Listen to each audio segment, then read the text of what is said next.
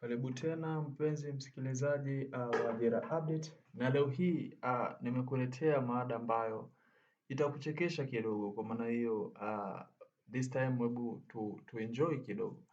Je, unamjua kurutu? Ndugu mpenzi msikilizaji, unamjua kurutu ni nani? Karibu sana tuungane kwenye mada hii ya leo ambayo kama una idea au wewe kwenu kurutu mlikuwa au kama umepita JKT wewe kurutu mlikuwa mnamjua kama nani? Na ambaye haujapita JKT basi hii ni siri ambayo hawatakwambia walioenda JKT kwamba kurutu ni nani. Iko hivi bana, kama umewahi bahatika ama ulibahatika kwenda jeshini aidha kwa njia ya mujibu au ya kujitolea,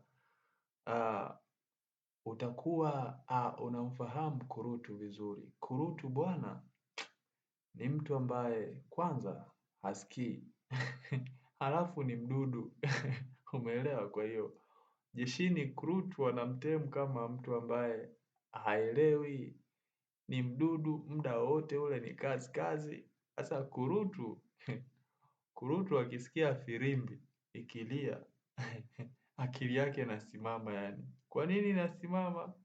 Anajua kuna tukio yani. Kwa maana hiyo kwa mtu ambaye ameenda JKT nadhani ananielewa nikiongelea hii mada ya kurutu. Kwa hiyo nikikumbuka mimi kwamba kipindi kile nimeenda jeshini kwa njia ya mujibu, nakumbuka tulikuwa tunalala sasa ikiwa zamu ya afande fulani, yani afande fulani ndio amekamata wiki. Oya, tulikuwa tunalala na viatu. Nakumbuka wakati huo tunapiga gwaride, nilikuwa nalala na viatu alafu nimelala na bunduki yangu.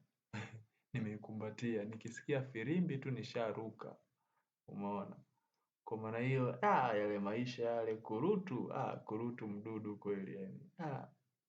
Kwa hiyo, kwa mtu ambaye umepita JKT, unaweza ukashare story yako kupitia comment section ili tuone watu wangapi au wewe unajua kurutu ni nini. Mimi kurutu ninamjua kama mdudu mtu ambaye haeleweki. Kwa hiyo huyo ndo kurutu, lakini kwako wewe kurutu unamfahamuje? Hebu tushare idea hapo, wewe kurutu unamfahamuje? Lakini kurutu hiyo jina hatari. Lakini kitu kingine ambacho unaweza kukifahamu au kitu kingine ambacho mpenzi mtazamaji unatakiwa ukifahamu ya kwamba ukitoka kwenye level ya ukurutu basi unapandishwa hadhi unakuwa service. Kwa hiyo kama unakumbuka wakati ule tunakula kiapo ile tukaanza kuvaa magwanda, maana mkishatoka yale mafunzo mnakuja mnapewa gwanda, mnapewa buti, unakuwa uko ndani ya combat. Hapo ndio wewe unakuwa ni service. Iko hivyo ndugu zangu. Kwa hiyo kwa wale ambao hata wakienda jeshini kwa njia ya kujitolea, kwa kuna muda anakuwa kama kurutu, alafu baadaye wakishapiga yale mafunzo basi wanapatiwa gwanda, wanakuwa kama service sasa.